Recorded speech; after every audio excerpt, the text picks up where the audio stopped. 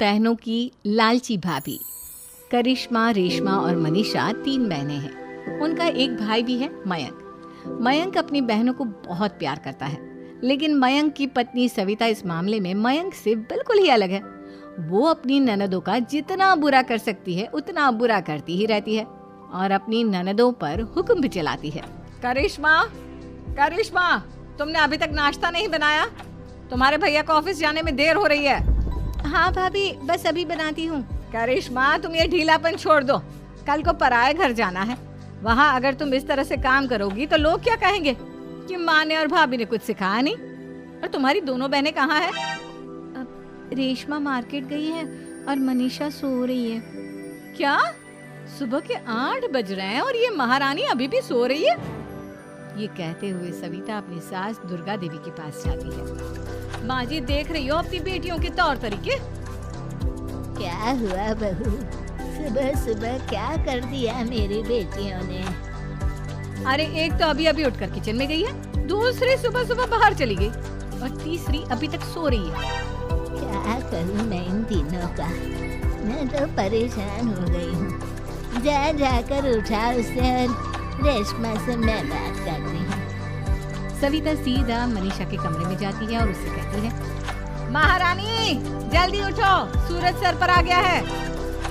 भाभी थोड़ी देर और सोने दो ना, मैं रात को लेट सोई थी। वो क्या ना, यूनिट टेस्ट चल रहे हैं। शराफत से उठती है या नहीं, या फिर पानी की भरी बाल्टी डालूं तेरे ऊपर? नहीं भाभी, मुझे बिस्तर में नहीं लाना, उठती हूँ मैं। मनीषा जल्दी से उठकर बाथरूम में चली जाती है। सभी आराम से बैठकर नाश्ता कर रहे होते कि तभी रेशमा बाजार से हाथ में सामान लिए आ जाती है। रेशमा को देखते ही सविता उस पर बरस पड़ती है। लो, आ गई महारानी।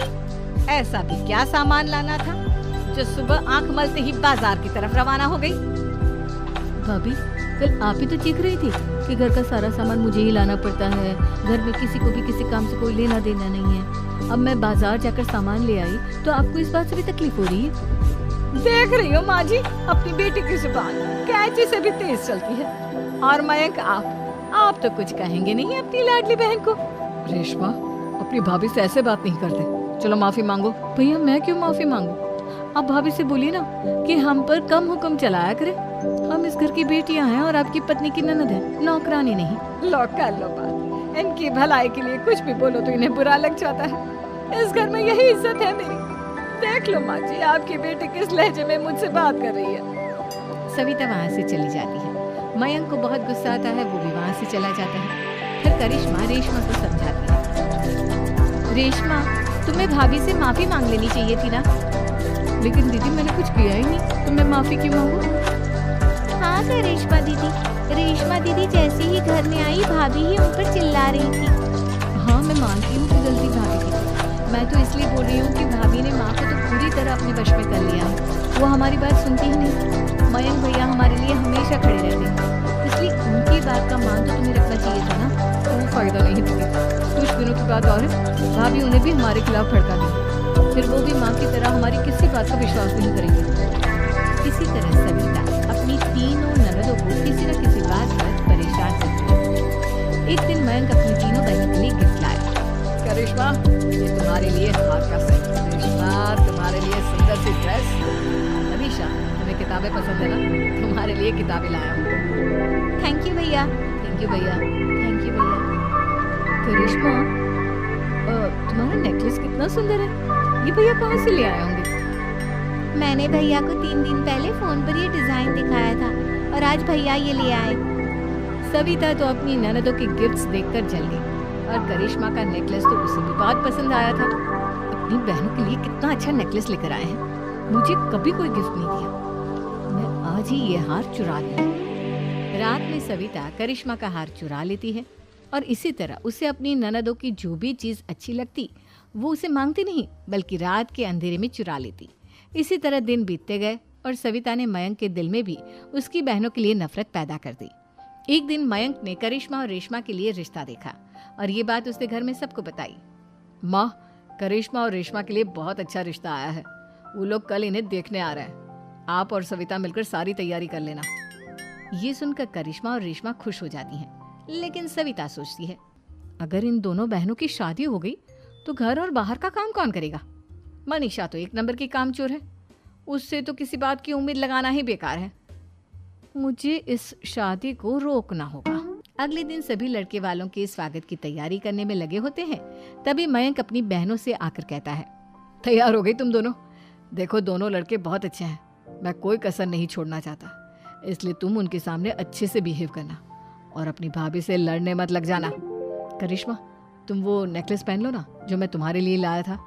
भैया मैं बहुत देर से वो नेकलेस ढूंढ रही हूँ, लेकिन मुझे मिल ही नहीं रहा। क्या तुमने नेकलेस खो दिया? तुम्हें पता भी है वो कितना महंगा था? तुम कोई काम ढंग से नहीं कर सकती। मयंक गुस्से में वहां से चला जाता है।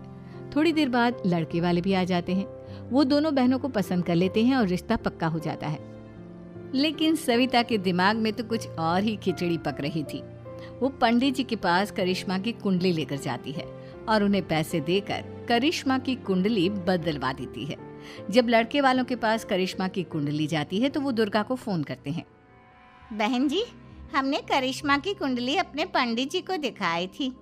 आपकी बेटी की कुंडली नहीं बल्कि दोषों का पिटारा है।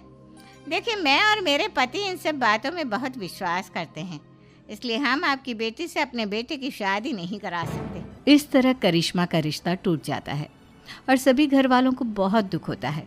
अब कविता सोचती है, चलो करिश्मा का तो रिश्ता टूट गया, अब रेशमा का भी रिश्ता तोड़ना है। क्या करूं? अब सविता आवाज बदलकर किसी अननोन नंबर से रेशमा के होने वाले ससुराल में फोन करती है। हेलो, मैं कौन हूँ कौन नहीं ये आपके लिए जानना ज़रूरी नहीं। बस इतना सुन लो कि रेशमा का 2 साल से किसी के साथ अफेयर चल रहा है। बस रेशमा का रिश्ता तोड़वाने के लिए सविता का इतना कहना काफी था। अब रेशमा का भी रिश्ता टूट गया। मयंक और दुर्गा देवी ने रेशमा को खूब खरी खोटी सुनाई और उससे बार बार उस लड़के के बारे में पूछने लगे। आप दोनों मुझे क्यों परेशान कर रहे हो?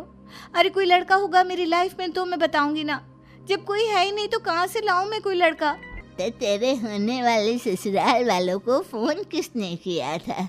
माँ मैं नहीं जानती किसने फोन किया था, मैं सच कह रही हूँ। मैं तो पहले ही कह रही थी इसकी लगाम खींच कर रखो, लेकिन मेरी सुनता ही कौन है।